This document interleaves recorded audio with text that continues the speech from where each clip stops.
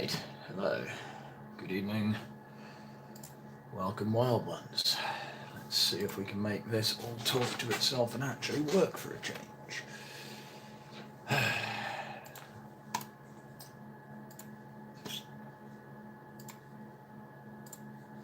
Sorry, bear with me, I'm just chasing through different accounty bits to be able to get on to see what we're talking about on here, because where I've got the camera pinned up, because with the tripod that I'm using, I can't actually see anything. So, I'm just making sure this is actually live. Make sure we have sound. There's a slight delay, so bear with me. This is all the technical fun stuff that I've got to sort. There we go. Right, and I now have chat here. So, I can talk to you on there and see what's going on. It's April the 1st, it's just after 8 PM, and that means, wild ones, we need to go and have a look in the Facebook group on Wyld Folk at the poll. I'm opening it live now, you can just see down here and see what the results are for this month's Wyld Folk challenge. I haven't looked at these yet at all, so I've got no idea who's where. Okay, in no particular order, but with a couple of votes apiece: Scott's Pewter, Jake's Song, Tracy's Applique, Danny's Moongate. Oh, you know what? I think I just need to say I've been blown away by the level of creation for you guys for this challenge. It's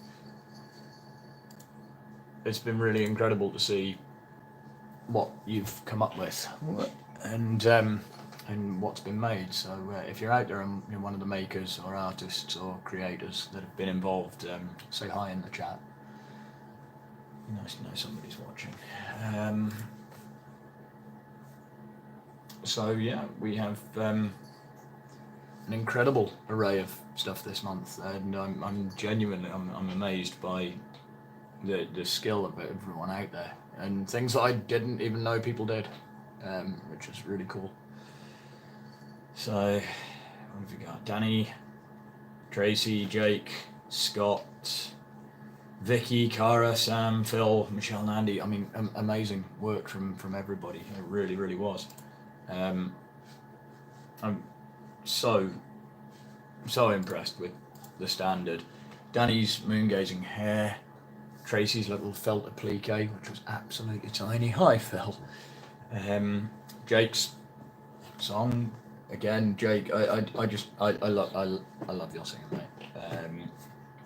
I really like you as a performer, and I just think like any folk song just works. Scott's little casting, really want to learn pewter. I'm going to try and keep this brief, guys. I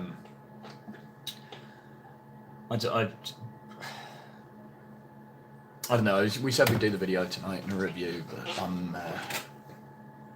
so I'm doing it.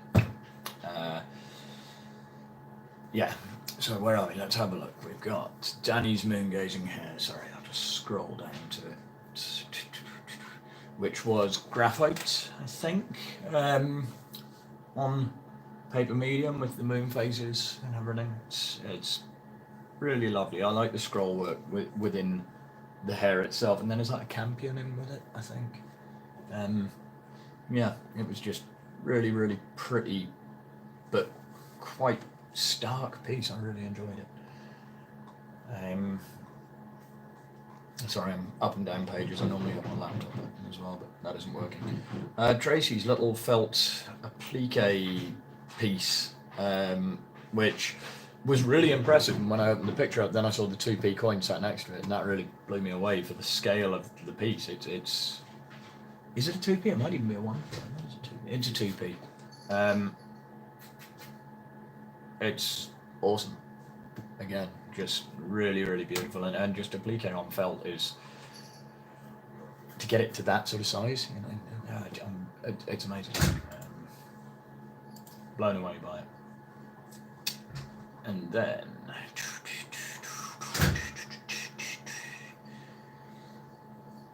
Yeah, I've already said, Jake, I love your work. I really do.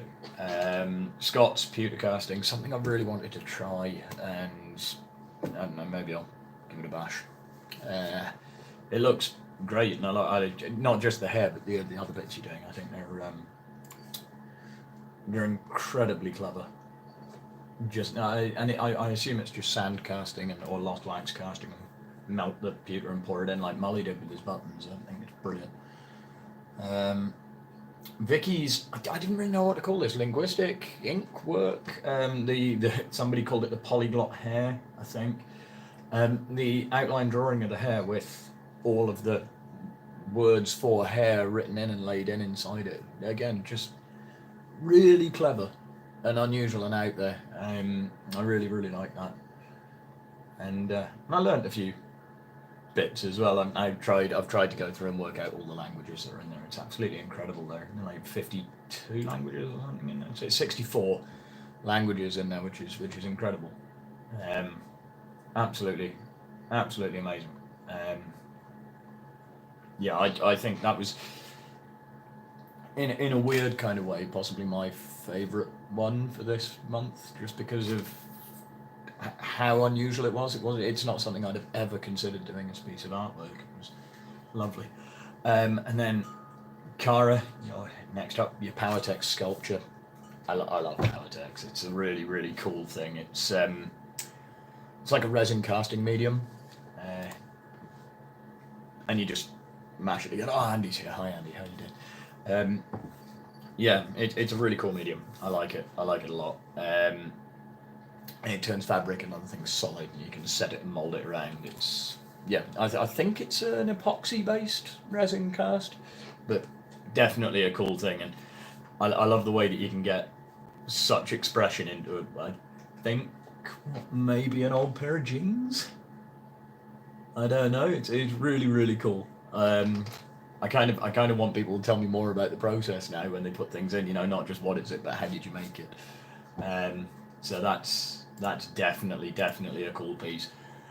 Sam's little cross stitch hair piece. I mean, they're all hairs, aren't they? But Sam's little cross stitch pad. I'm guessing from scale is about this sort of size, sort of 2.5 by 2.5, 3 inches. That's really cool. Like leaping down a hillside, and I like the way the colours are fading out, and it's something I'm absolutely terrible at, is any sort of needlework, sewing, stitching. With leather, I can just about get my head around it. With anything else, I really struggle. So that's wonderful. Again, it is something completely new that we haven't had before. So I like that a lot. Then Phil, your Celtic knot hair, man. Again, another moon gazing hair. There was quite a bit of that this month, which is cool. Where has he gone? There he is. That the color work in there is just incredible. Like, the radiance of the moon, the way you've got it glowing and things. It's lovely. You are penalised points for the terrible joke when you dropped it in there. Here's my contribution. No, -10. Really cool. Really, really cool piece. There's depth, there's shadow, there's structure. The knot work is so refined and beautifully thought out. I'm very jealous. It's something I really struggle with, this knot work. So yeah, absolutely fantastic piece, mate. Well done. And again, I really like that as a piece as well. It really stood out, jumped out of the page when it went on. I thought it was absolutely amazing. And then up here as well is Michelle's embroidery. Where is it? Little tiny embroidery Ostara bunny, or Ostara hare, which was set into a strung frame and then all back embroidered. And again, it's a skill I wish I had. It's amazing. It's such a talent, and with all of the historical stuff I do, you'd think embroidery would be right up there on a list of things to learn, because it costs a fortune to get it from other places. So yeah, that's amazing. Sorry, I'm jumping back onto the YouTube every now and then just to check onto the actual video feed, check chat, because I've got a tripod piece in the way on the camera, so I can't see it. So yeah, Phil, I know you couldn't help the joke, but you know me, I like a good cheesy joke, but points deducted for that old boy. Right, which brings us to 3, 4, 5, 6, 7, 8, 9. Yeah, the last piece, and this month's winner by landslide, 11, 12, 13, 14, 15 votes. Andy's felted sculpture, caricature, clothed, framed, mad Jack hair. The Mad March hair. It's unreal, and hand painted glass eyes and needle felting, and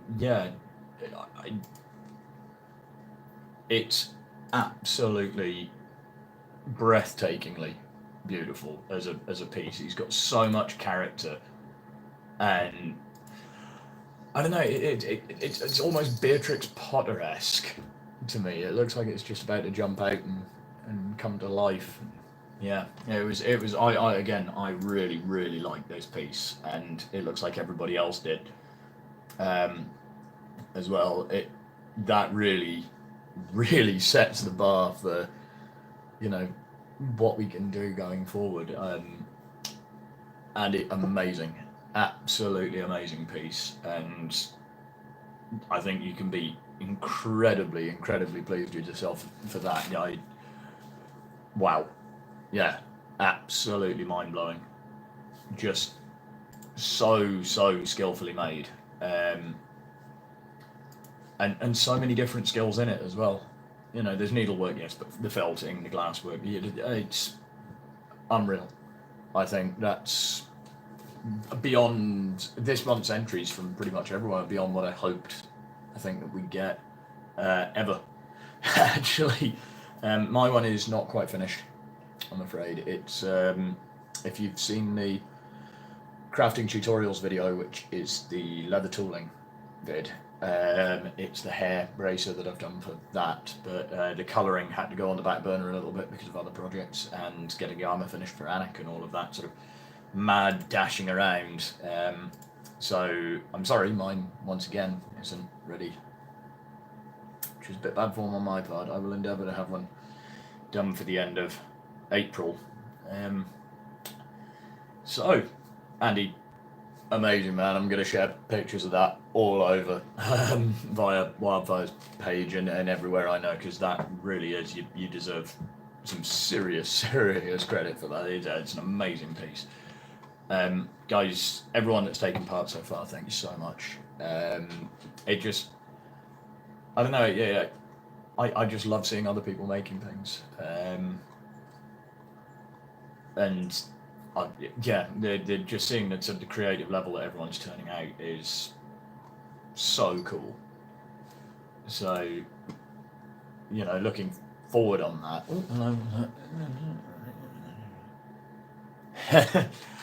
Excellent. There it is. It's popped up on the screen in front of me. So, Andy, thank you.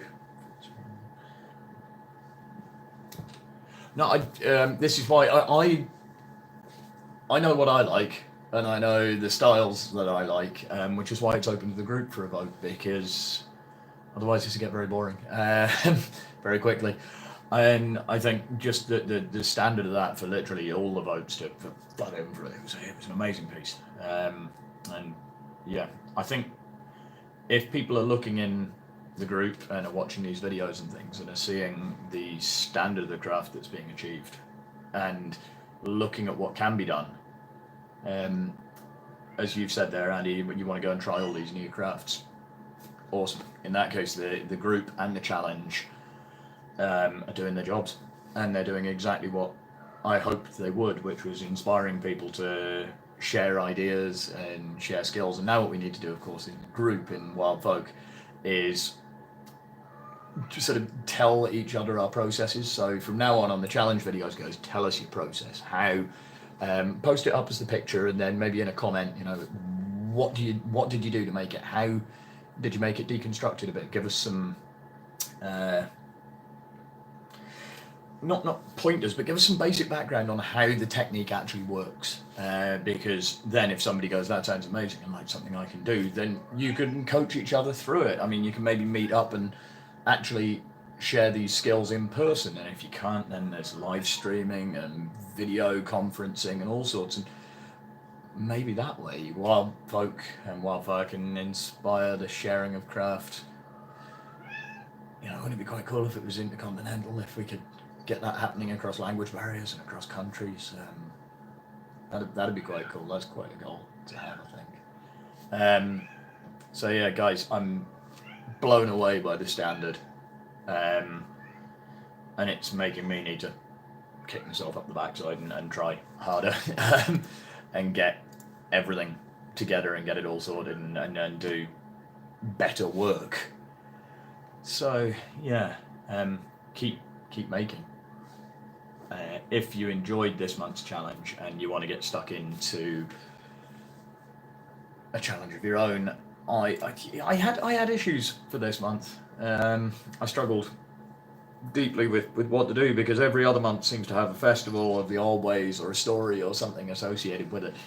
And really, apart from April showers, rain and raindrops and things, and I didn't want to. I think we're going to get enough of that, and probably snow over the next couple of weeks. I didn't want to invoke it by getting everybody to start focusing on it. So I didn't have any ideas, really. And as we were driving back up, Lily suggested, April, it's St. George's Day in April. So despite my particular feelings on St. George, the fact that he's, an Assyrian saint, and he'd probably never set foot in England ever, and he's now the patron saint of England, and all of the connotations that now go with St. George, with all of the, flag-waving knuckle draggers shouting about tech and country buck and all of the, let's leave the symbology of it aside, but look at the imagery of George and St. George and who he was. Well, he was a dragon slayer. So for this month, for April's challenge, I really, really think it would be amazingly cool if we could see, given what everyone came up with for hairs, knights and dragons, high fantasy, high romance, Arthur, Camelot, Lancelot, Guinevere, the whole boiling damn lot of them.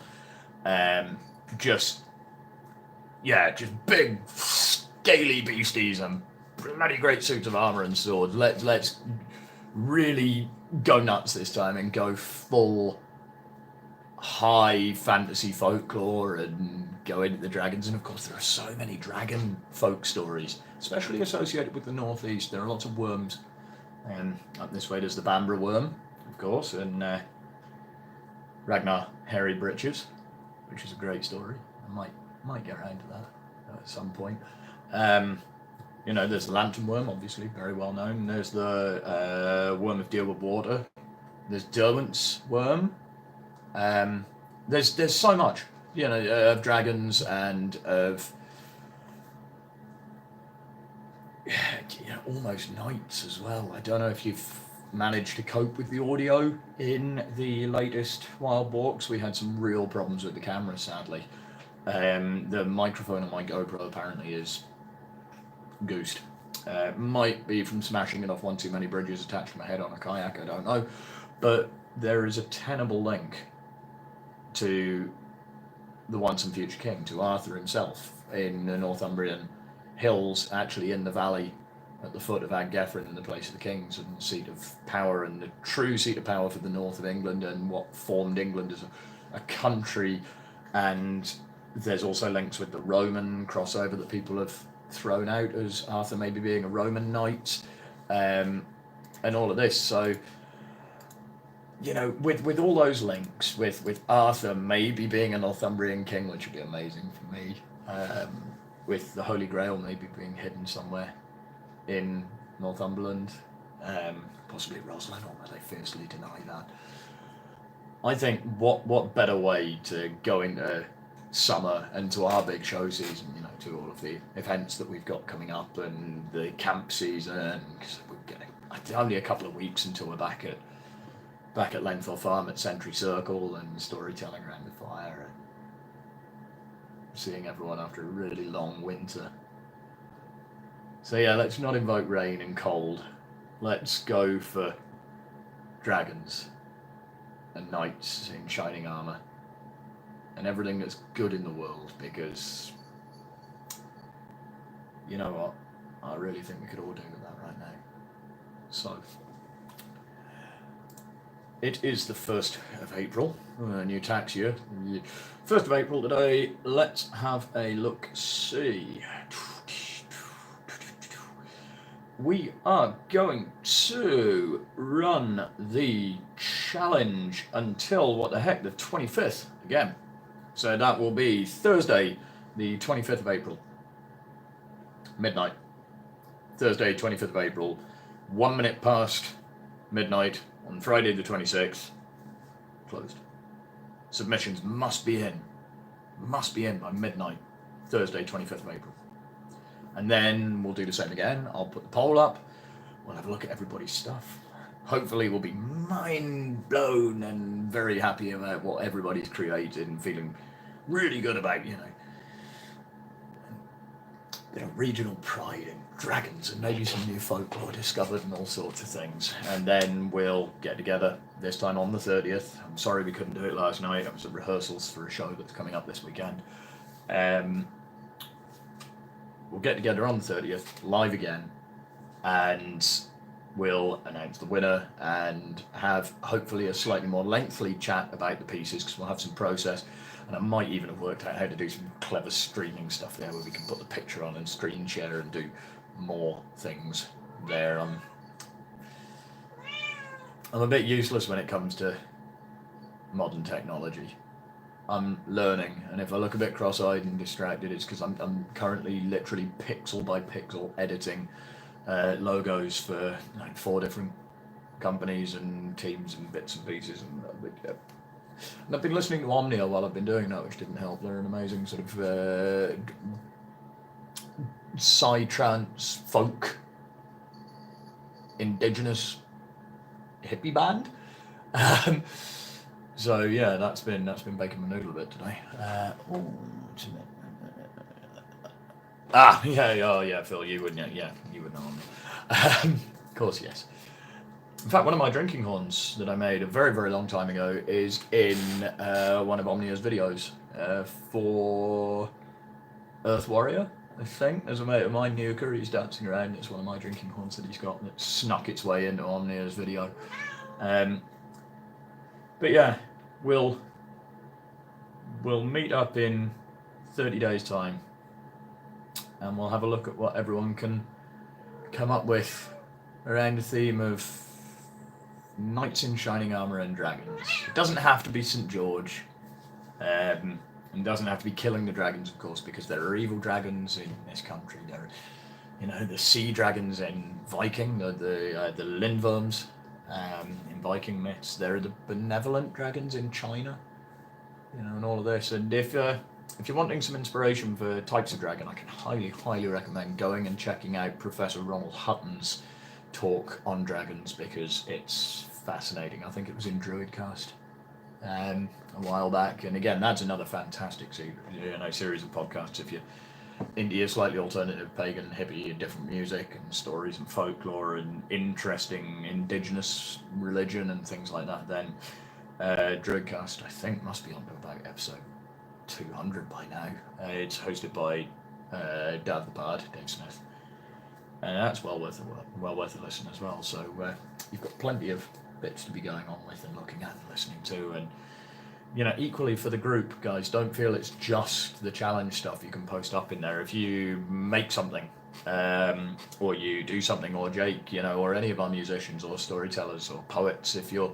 struggling on a lyric or looking for inspiration, or you're not sure on a specific colour to put into something or whatever, I think we've proven this month the level of creativity and talent in this group is just insane, you know. So don't feel that you can only post stuff relating to the challenge.